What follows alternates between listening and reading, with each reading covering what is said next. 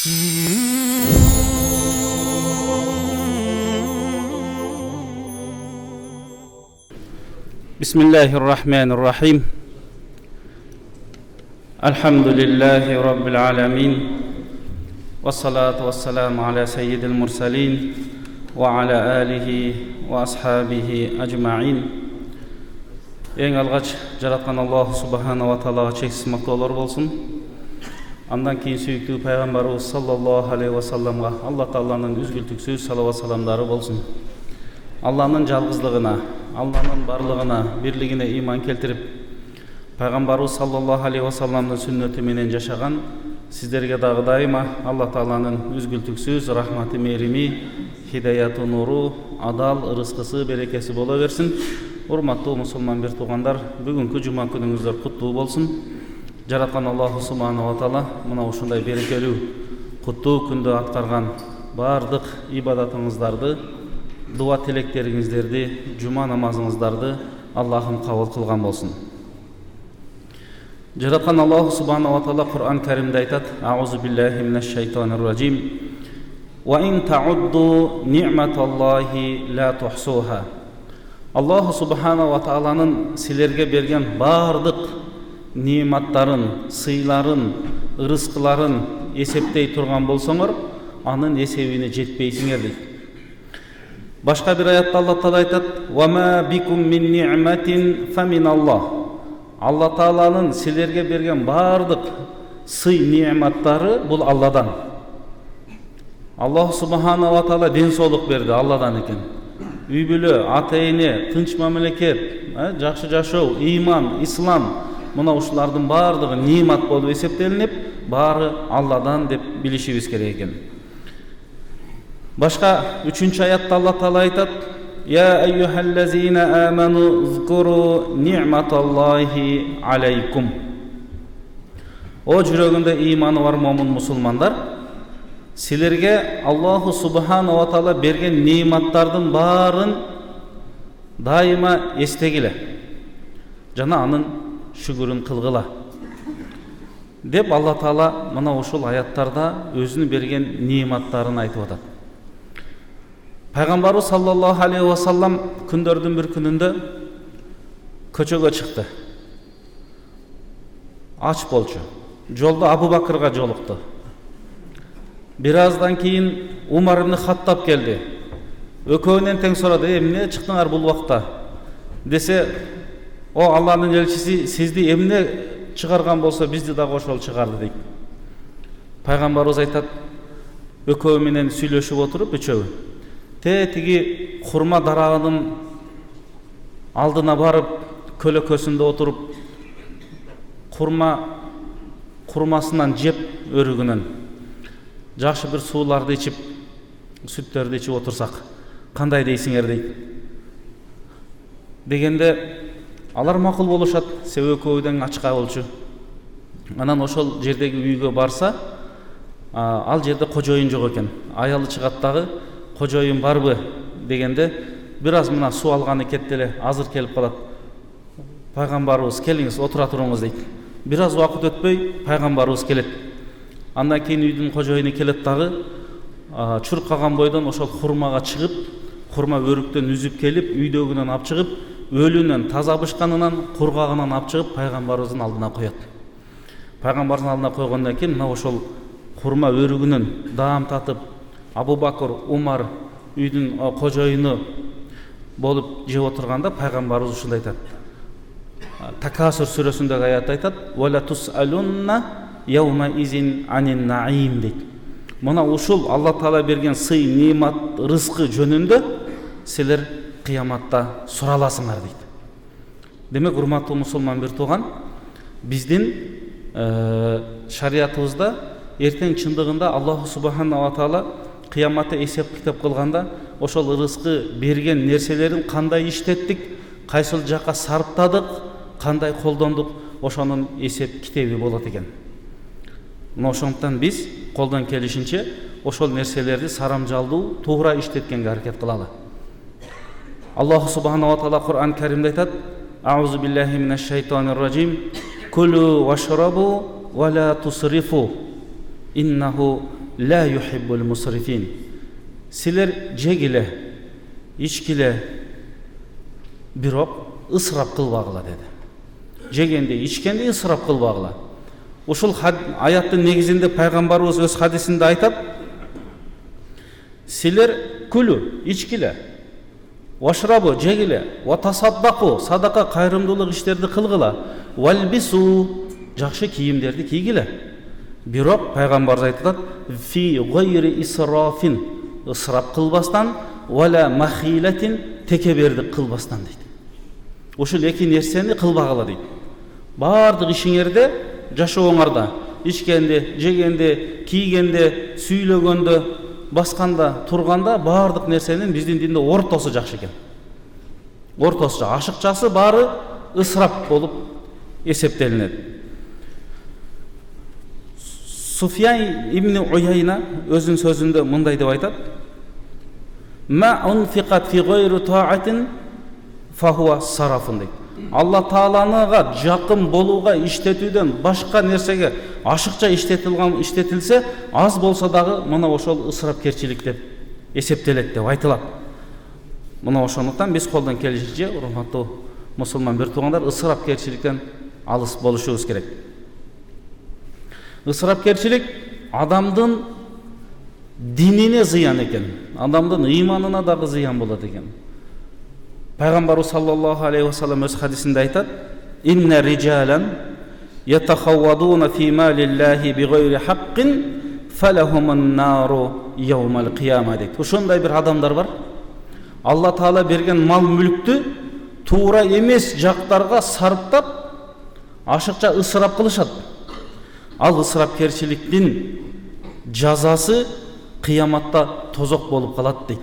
Эгер арамга иштетилип калса, арамдан табылып, арамга иштетилсе, адалдан табылып, арамга иштетилсе, анда бул нерсенин эсеп китеби дагы аябай оор болгондуктан биздин алымдарыбыз айтат: адамдын динине зыян дейт. Данышман алымдарыбыз айтат: мен хафиза малаху, ким акчасын жакшы сактаса, сарамжалдуу колдонсо, факат хафизал акрамайни, эки урматтуу нерсени өзүнө сактап калат. Бул анын дини жана анын уят намысы дейт. Мына ошондуктан биз кээде мал сойбой калганды, маркумду узатып атканда жылкы сойбой калганды намыс уят көрбөйлү. Ал шариятта жок нерсе. Алла Таала Куранда айтат: ястахфуна минан наси ва ла ястахфуна миналлахи ва хува ма'хум. Алар Алладан уялбай, рызкы берип аткан, ден соолук берип аткан, немат берип аткан Алладан уялбай, адамдардан уялат дейт. Мына ошондуктан бул нерсенин дагы өзүнүн эсеп китеби бар. Ысырапкерчилик адамдын ден соолугуна да зыян экен. Ден соолук дегенде биз жалпы алабыз. Эмне деген ойлор болот, эмне деген кыжалатчылык болот, эмне деген ысырап кылып алганда, ошондон пайгамбарыбыз саллаллаху алейхи ва саллям өз хадисинде айтат: ма малаа адамиюн ви'ан шарран мин батнихи. Адамдын эң жаман ашыкча толтурганы бул анын ашказаны дейт. Бихасби ибн адама акалатин юқимна сулбаху. Адам баласы бир аз эле жесе, басканга, турганга күчү кубат болсо эле ошол болот. Ал эми ошончолук эле аябай жеш керек болсо дейт пайгамбарыбыз айтат, анда ашказандын 3/1 тамакка, 3/1 ичимдикке, 3/1 дем алганга дагы калтырып коюш керек дейт пайгамбарыбыз. Мына ошондуктан тамактын дагы бул жерде ысырабы болот экен. Ашыкчасы болот экен.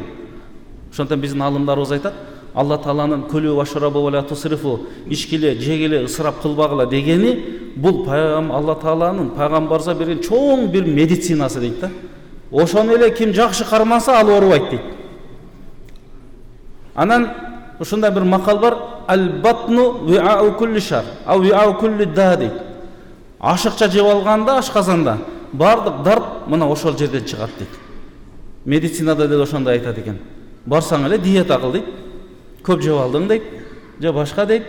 Демек ысырапкерчилик бир эле нерседе эмес, бул биздин бардык тармакты камтып алган. Мына ошондуктан ал нерселерден дагы биз этият болушубуз керек. Кеде тойлорго барган болсоң 6-7 саат отурасың, 5-6-7 тамак кирет, убакытың да ысырап болуп атат. Той берген адамга да ысырап болуп атат. А бул адамдын убакыты эң бир чоң капитал деп эсептелинет. Ал вакту кассайфи дейт. Убакыт кылыч сыяктуу. Ва ин лам тактаху катаак. Ал убакытты сен кеспесең, туура пайдаланбасаң, ал сени пайдаланып салат дейт. Ал сенин убагыңды алып салат дейт. Мына ошондуктан бул жагындагы жакшы биз ойлонушубуз керек. Анас радиаллаху анху риваят кылган хадисте пайгамбарыбыз айтат: "Инна минас сарафи ан таакула кулла маштахай." Пайгамбарыбыз айтат экен: "Ар бир эле каалаган нерсеңди жей бергениң өзү эле бул ысырапкерчилик болуп эсептелинет" деген пайгамбарыбыздын сөзү бар экен. Ысырапкерчилик адамдын мал мүлкүнө дагы зыян дейт. Имам аль-Бухариде келген хадисте пайгамбарыбыз айтат: "Инналлаха кариха лакум саласан." Алла Таала 3 нерсени силерге жаман көрдү дейт. 3 нерсени жаман көрдү. Ошону аткарбаганга аракет кылыш керек. Биринчиси кыйл ва кол. Айтыптыр, дептир, миш-миш, уктум, мындай экен деген ушундай сөздөрдүн баарын аластагыла дейт. Аны жаман көрдү. Ва идаатул мал. Ошондой эле адам өзүнүн мал мүлкүн ысырап кылып жок кылуу деди. Бул дагы жаман нерсе. Ва касратус суал, жана эч бир пайдасыз көптөгөн суроолорду бере бербегиле, ушул 3 нерседен силер сактангыла деди. Чындыгында көрүп атабыз, адам маркумду акыркы сапарга узатып атканда көптөгөн адамдардан угабыз, келип сурап атышат. Өтүп кеткен адам унутулуп калып эле, мейл ал өз жолу менен боло берет. Кепинделип жуулуп, бирок үй ээлери мал соймой менен, бодо мал соймой менен, жылкы менен, базар менен алектенип, ушундай нерсе болуп кетип атат бизде. Маркумга узатуу менен тойдун айырмасы жок болуп калып атат. Ал аза күтүү аксалар. Ал үйдө аза күтүлүп атат. Ал үйдө кайгы капа болуп атат. Атасынан, апасынан, бир тууганынан ажырап атат. Анын кайгынын үстүнө кайгы кылып, анан союшуң керек, сен элдикин жегесиң, сен дагы беришиң керек деген болбогон бир шариатка туура келбеген сөздөрдү айтып алабыз. Же болбосо болбогон бир куру намыска калтырып алабыз. Эртең Алла Таала бизди кыяматта сураганда шариатка туура келген гана ишиңеден кутула аласың. Анан шариатка туура келбеген ишти кылып койгон болсоң кантип кутуласың? Анан ысырап болуп атса, эң жаманы ошол маркум чыккан үйдө бир эркеги атасы өтүп, балдары жаш калып жетим болгон болсо, алардын мал мүлкүн союп жеп алганда мына эң бир чоң күнөө жетимдин акысына кирүү. Анан кийин кантип кутулабыз биз? Кыяматта ар бир нерсе эсепке алынат. Кымындай нерсе дагы эсепке алынат. Мына ошондуктан биз колдон келишинче ошол шариаттын негизинде гана жашаганга аракет кылалы. Ар бир кыймыл аракетибиз ошол шариатка ылайыктуу болсо өтө жакшы болот. Мына ошондуктан кеде ысырапкерчилик бул динде зыян дегенибиз, бир динди кабыл албай, динге капырлык кылып, мусулман бол десең дагы баш тарткан болсо, бул дагы адам өзүнүн нафсына зулумдук кылып, ысырапкерчилик кылган болуп эсептелинет экен. Ошондуктан Аллах субханаху ва таала Кур'ан Каримде айтат: "Кул я ибадияллазина асрафу ала анфусихим ла тaqnatu мин рахматиллах, инналлаха ягфирuz зунуба жамиан, иннаху хувал гафурур рахим." О өздөрүнүн нафстарына зулумдук ысырап кылган адамдар, Алла Тааланын рахматынан үмүтүңөрдү эч качан үзбөгүлө. Аллаху субханаху ва таала бардык күнөөлөрдү кечирүүчү улуу зат. Аллаху субханаху ва таала кечиримдүү, райымдуу дейт. Мына ошондуктан биз колдон келишинче ысырапкерчиликтен алыс болушубуз керек. Ким динди кабыл албаса, өзүнүн нафсына ысырапкерчилик кылган болот. Ким намазды атайлап таштаган болсо, окубайм деген болсо, көктүк кылган болсо, өзүнүн нафсына зулумдук ысырап кылган болот. Эртең адамдардын нафстары баары бейишке кирип атканда, ал нафс тозокко түшүп атса, анан ошол нафс ысырап болбой, анан эмне ысырап болот? Жана биз айткандай, ысырапкерчиликтин кыяматта сурагы бар. Пайгамбарыбыз айтат: "Ла тазулу qadama abdin yawmal qiyamati hatta yus'ala an umrihi fima afna. Төмөнкү азыркы айта турган нерселерден суралмайынча Аллаху субханала таала кыяматта адамдын эсеп китеп болуп жаткан учурда адамдын кадамын бир карыш дагы жылдырбайт дейт. Ушул нерселердин баарына жооп бериш керек болот. Биринчиси ан умрин фима афна. Өзүнүн өмүрүн кандай өткөрдү? Алла таала берген өмүрдү, жанды, жашооду кандай колдоно алды? Ошол жөнүндө эсеп китеп болот. Ва ан илмихи фима фаал. Алган илими жөнүндө эмне амал кылды, кандай иш аткарды, башкаларга жеткирдиби, ага амал кылдыбы, илими жөнүндө дагы суралат. Ва ан малихи мин айна иктасабаху ва фима анфакаху. Жана акчасы жөнүндө суралат. Ал акчаны кайдан таптың, андан кийин кайсыл жака иштеттиң, сарптадың? Мына ушул суроодо андан кийин эгер биз көп эле ысырапкерчилик кылып берген болсок, өтө абалыбыз кыйын болуп калышы мүмкүн. Биз мына ушул нерселерди дагы өтө эске алалы. Ысырапкерчилик бул ашыкча керексиз иштетүү деп айтылат. Арабтын тилинде дагы табзир деген сөз менен келет. Бул деле ысырапкерчилик, бирок керексиз нерсеге акчаны иштеткенди Куранда табзир деп айтат. Эми биздин тилге котолгондо ысырапкерчилик эле болот, бирок негизги мааниси керексиз нерсеге эле акчаны көп пайдасыз иштете берүү, бул табзир деп Куранда айтылат. Ал эми Аллаху субханала таала ошол мубаззирлерди, башка бир алымдар айтат, арамдан таап арамга иштеткенди ысырапкерчиликтин эң катуу түрү дейт. Ошону табзир деп Куранда келет. Алла таала Куранда айтат: "Иннал мубаззирина кану ихвана шаятин ва кана шайтану ли раббихи кафура" дейт. Чындыгында ысырап кылгандар, ашыкча ысырап кылгандар бул шайтандардын бир тууганы дейт. Шайтандын бир тууганы дегенде ошол шайтандын кылган ишини кылып аткан сыяктуу деген маанини түшүнөбүз. Ал эми шайтан бул өзүнүн жаратуучусу болгон Алла таалага капырлык кылды дейт. Демек биздин кыймыл аракетибиз шайтандын кыймыл аракетине каршы болуш керек. Ага дал келбеш керек. Аны дуурабаш керек. Аны ээрчибеш керек. Бизге пайгамбарыбыз саллаллаху алейхи ва саллям өзү туура жолду көрсөтүп кеткен. Туура багыт берген. Дин бул насыят деген. Мына ошол пайгамбардын осият насыяттарын алып жашаган болсок, Кудай буйрса, бул дүйнөбүздө дагы береке болот, акыретибизде дагы Кудай буйрса береке болот. Ысырапкерчиликте Алланын хидаяты жана берекеси болбойт дейт. Алла таала Куранда айтат: "Инналлаха ла яхди ман хува мусрифун каззаб" дейт.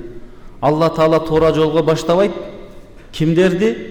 Эгер алар калп айтып, анан ысырап кылган болсо дейт. Мына ошондуктан бул хидаят Алла тааладан бериле турган эң бир жакшы нур. Алланын берекеси берилген болсо, бул эң бир чоң жетишкендик. Ошондуктан дайыма биз Алла тааладан: "О Аллахым, биздин рызкыбызга береке бергин" деп бата кылышыбыз керек. Ар бирибиздин рызкыбызды Алла таала кепилдеген. Кыяматка чейин бар, Кудай буйрса. Аракет кылсак адалдан көбөйтөт. Бирок ошону берекеси менен бер деген болсок, бул эң туура болот. Алла таала берекесин берген болсо, бул малга берекени берсе көбөйтөт дейт. Мал, адам, бала чакаңа Алла таала берекесин берген болсо, адептүү, ыймандуу болот дейт. Алла таала жүрөгүңө берекени берген болсо, жүрөк бактылуу, бейкут болот дейт. Мына ошондуктан биз берекесин кошо сурашыбыз керек. Алла таала Куранда айтат, мына ошол ашыкча ысырап кылгандарга: "Ва казалика наджзи ман асрафа ва лам юъмин би аяти раббих ва ла азабил ахирати ашадду ва абqa." Ысырап кылгандарды биз ушундай азаптайбыз. Анткени алар Алла тааланын аятына ишенишкен жок. Кыяматтагы азап өтө катуу. Бул чындыгында момундарга эмес, ыйманга келбей капырлыкты тандагандарга айтып атат. Бул деле ысырапкерчилик экен. Мына ошондуктан Али ибн Аби Толиб радиаллаху анху өз сөзүндө мындай деп айтат экен: ma anfaqta ala nafsika wa ahli baytika fi khayri sarafin wa la tabzirin wa ma tasaddaqta bihi fa huwa lak. Егер сен өзүңдүн нафсыңа, үй бүлөңө ысырапкерчиликти кылбастан, көп эле сараңдык кылбастан сарптаган болсоң, ал сен үчүн пайда деди. Адам өзүнүн үй бүлөсүн бакканы үчүн, сарптаганы үчүн дагы Алла Таала сооп берет. Fa huwa laka дейт, сенин пайдаң үчүн дейт. Wa ma anfaqta riya'an wa sum'atan fazalika hazu shayton. Ал эми ушул сарптаган нерселерди үй бүлөңө сарптайсыңбы, өзүңө сарптайсыңбы? Рия үчүн, кожо көрсүн үчүн, васум'a бирөө уксун үчүн, текеберлик үчүн кылган болсоң дейт. Демек ал шайтандын үлүшүнөн болуп калды дейт. Ал жерде шайтандын үлүшү бар. Мына ошондуктан үй бүлөнү багуу, үй бүлөгө бекем кароо, балдарга жакшы көрүү бул шарияттын негизги милдеттеринин бири. Ар бир эркекке. Аял иштеши шарт эмес. Эркек үйлөгөндөн кийин эркек багыш керек, эркек караш керек. Карабай койгон болсоң күнөө болот. Балдарды тарбия бербей койсо убал болот, күнөө болот. Анан балдарга тарбия бербесе, балдар да ысырапта. Имам Мухаммад Рашид Рыда деген бир алым айтат: فَمَنْ جَعَلَ شَهْوَةَ بَطْنِهِ أَكْبَرَ مِنْ هَمِّهِ فَهُوَ مِنَ الْمُسْرِفِينَ дейді. Ким тура ой пикирден, тура жолдон өзүнүн ашказанын, карынын жогору койсо, дайыма, демек ал ысырапкор адам дейт. وَمَنْ بَالَغَ فِي الشِّبَعِ وَعَرَضَ مَعِدَتَهُ عَمَّا لِلتُّخَمْ فَهُوَ مِنَ الْمُسْرِفِينَ. Ким ашыкча жеп алып, демел албай калганга чейин жеген болсо дейт, демек ал ысырапкор дейт. وَمَنْ أَنْفَقَ فِي ذَلِكَ أَكْثَرَ مِنْ طَاقَتِهِ وَعَرَضَ نَفْسَهُ لِلذُّلِّ الدِّينِ. Жана динде эч бир пайдасыз, динде кемсинтилген деген нерселерге ысырапкорсуздук кылган болсо, ал адам дагы ысырапкор болот дейт. Егер адамдардын акысына кирип, жетимдердин акысына кирип, бирөөлөрдүн акысына кирген болсо, ал адам дагы ысырапкор дейт. وَمَا كَانَ الْمُسْرِفُ مِنَ الْمُتَّقِينَ. Эч качан ысырапкорлор такыбалардан болгон эмес дейт. Демек ысырапкорчулук такыбачылыкка жатпайт экен.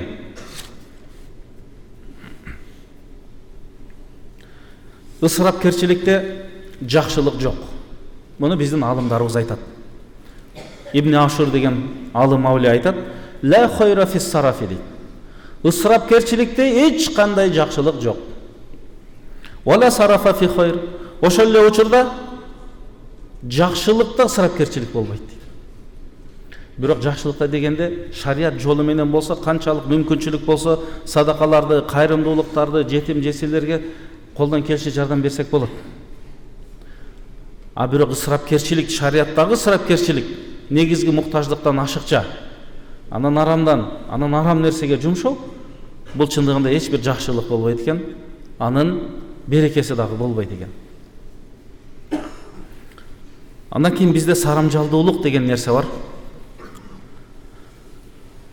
Демек ысырапкорчулуктун тескери мааниси бул сарамжалдуулук.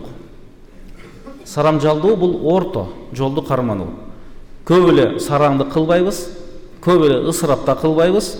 Пайгамбарыбыз саллаллаху алейхи ва саллям айтат: "Ас-самтул хасан." Адамдын кийген кийими жакшы, таза, момун мусулман, жүзүнөн нур чагылып турган болсо, саждага койгон чекесинин жүзү билинип турган болсо, көрүнүшү жакшы болгон болсо, момун мусулман болгон болсо дейт. Ва таудуаты дейт. Мындайча айтканда, ар бир кыймыл аракетинде көп эле шаша бербестен, акырын, жөнөкөй, салаваттуу, оор болуп, сөзүндө, кыймыл аракетинде жүргөн болсо, вал иктисаду, жана ар бир сарптаган нерселерин сарамжалдуу, акыл, ой, пикир менен жумшаса дейт, пайгамбарыбыз айтып атат. Жузун мин арбаатин ва аширина мин жузун нубува. Пайгамбарлыктын 24 бөлүгүнүн бир бөлүгү ушул сыпат деп пайгамбарыбыз айтып атат. Эми пайгамбардай болбойт, бирок пайгамбардын кылган ишини, аракетини аткарып атат деген маани деп биздин алымдарыбыз айтат. Демек сарамжалдуулук динге пайда, ден соолукка пайда, жан дүйнөбүзгө пайда. ой пикирибизге пайда. Бардык жагынан сарамжалдуулук ар бир мамлекеттеги кичине мамлекет үй бүлөдөгү сарамжалдуулук бул эң бир сонун ийгиликти берекесин алып келет. Анан баарыбыз ысырап кыла берсек анда кандай болсун? Мына ошондуктан дагы биздин өлкө башчыбыздын бул чыгарган жарлыгы эң чындыгында айтканда өз ордунда, өз учурунда ар бир адамды социалдык көйгөйүн чечүүгө багытталган деп эсептесек болот. Шариятка дагы ылайыктуу болуп атат. Мына ошондуктан урматтуу мусулман бир туугандар, бүгүн кыскача биз сиздер менен ошол ысырапкерчилик, анын зыяны жөнүндө сөз кылдык. Аллах субханаху ва таала мына ушул уккандарга баарыбызды амал кылганга Кудайым күч кубат берген болсун.